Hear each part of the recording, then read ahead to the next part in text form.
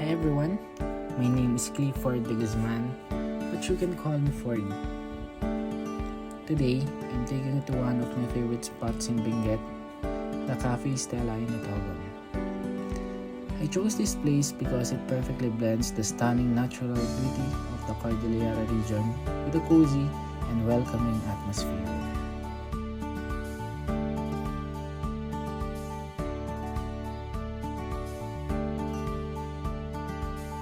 What's the best asset or thing to do here?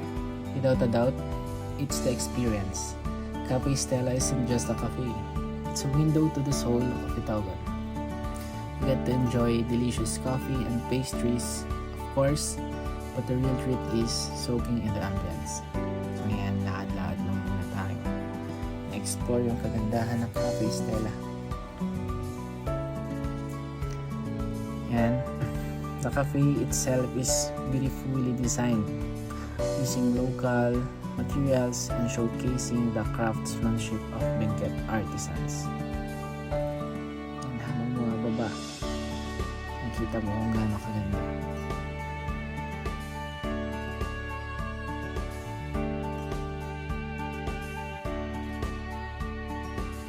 So yan, kitang-kita naman kung gaano kaganda ang ambience sa loob.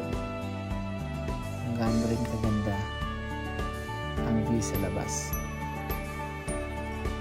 So ito ako habang naghahantay ng food. And yan, tara, kain tayo. So nag-order ako dyan ng pesto nila.